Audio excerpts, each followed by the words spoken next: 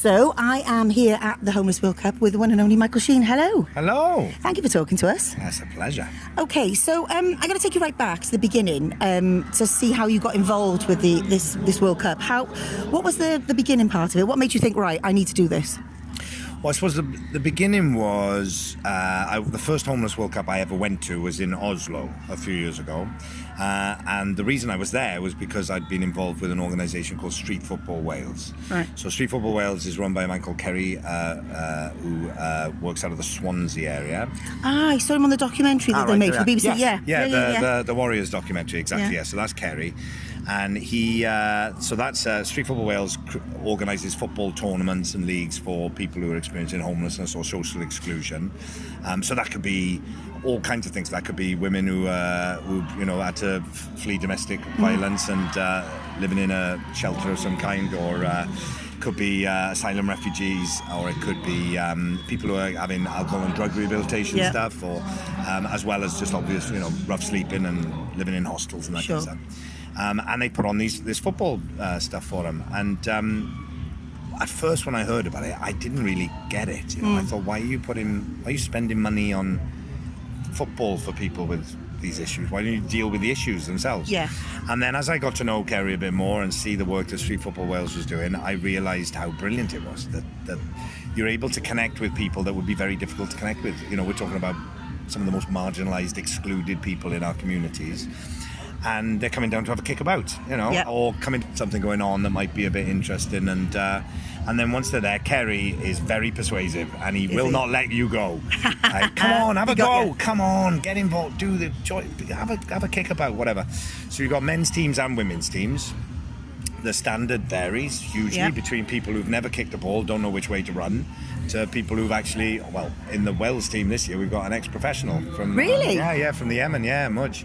So, it's a real range of skill levels, but there's a place for everybody there, and so you've got people coming in who might have been incredibly isolated up to that point, and they're starting to make friends, make contact. I've seen people, their confidence levels change completely. I've seen people it changed people's lives, doesn't it? Yeah, people who can't even, put a sentence together to talk to anybody, won't look at you, have just come out of their shells, So once I started to see the kind of self-confidence and self-esteem that people had through getting involved with Street Football Wales, and a bit of motivation around health and well-being, and starting to feel like they belong somewhere, rather than being judged. We do the same with the radio station, Yeah. So I saw that the effect that could have on people's lives, So I was absolutely on for being a part of what they were doing. So I became a patron of Street Football Wales. Okay.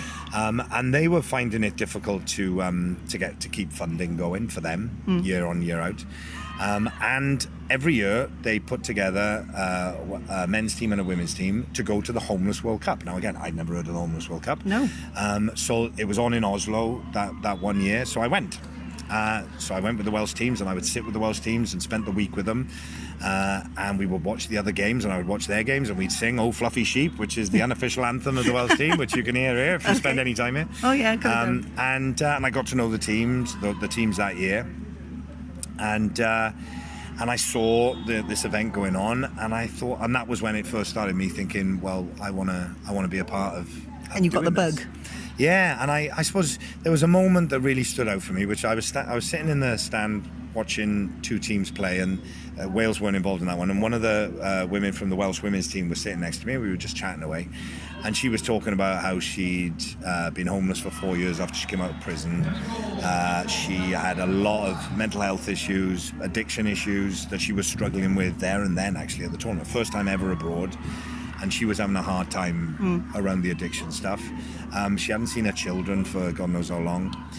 And, I'm just listening to this, and I was kind of blown away by what she was saying. And then she said, oh, hang on, I've got to go and play now. And she took her tracksuit top off, went down onto the pitch, and I watched her play in the women's match. And I watched her score the first goal she'd ever scored ever. Aww. But she was scoring it for Wales. Yeah. And my head was still kind of reeling from the story she told me about what she'd been going through.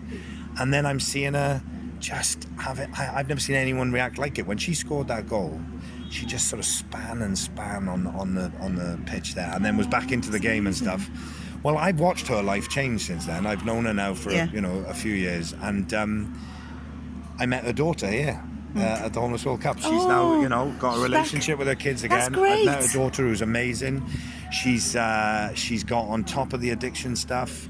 If you see the mascot around here, there's the dragon mascot frame. It's usually her in the mascot. She does a lot of that now. I know. Today. Don't envy her.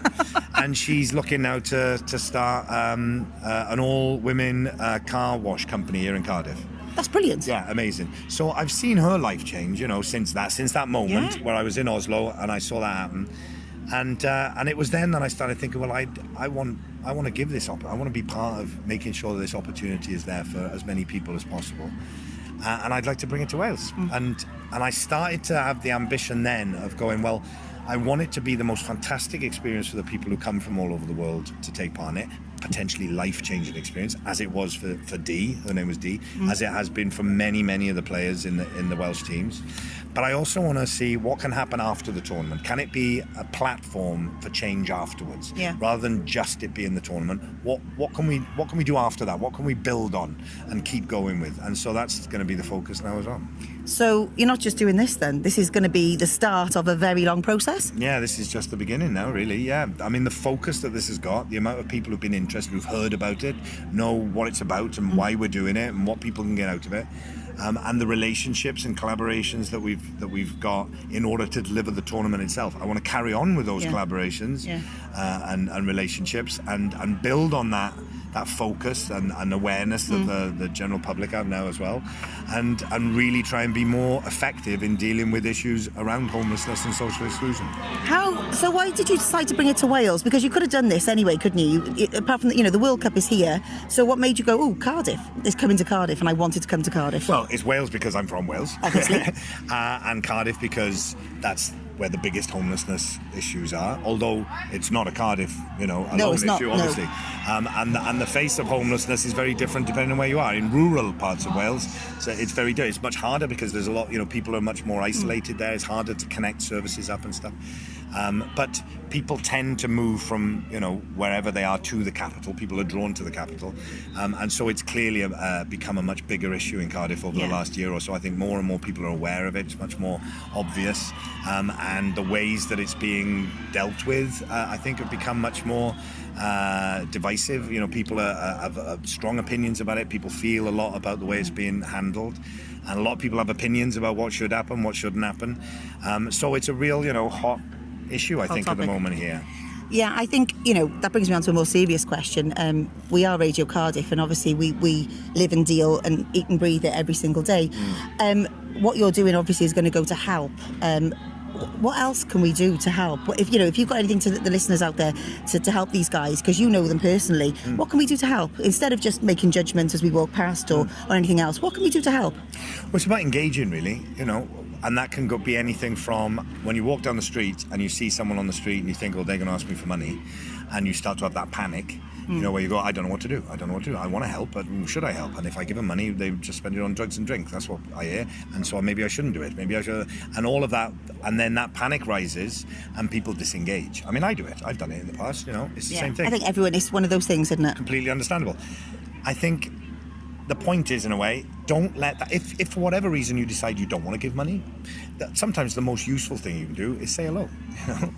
Don't pretend that you can't see people, because if you all you have to do, and I've done this as research stuff for work I've done, if you spend a bit of time on the street, it's amazing the effect of people just pretending they can't see you, what that does to you over a period of time. That can have a massive effect on you, And I heard someone joking the other day saying that they were with a group of friends on their way out for the night, and they walked, they saw there was a homeless guy asking for money, and one person in the group was going, oh no, don't give money, they'll just spend it on drink. And the friend went, what are you spending your money on tonight? Exactly. Why can't he have a drink? Exactly. Do you know what I mean? So there's a lot of that kind of stuff going on, but the point is engage with people. Yep. So say hello. Not everyone's going to want to have a chat with you, but if they do, that can make a difference to someone's day.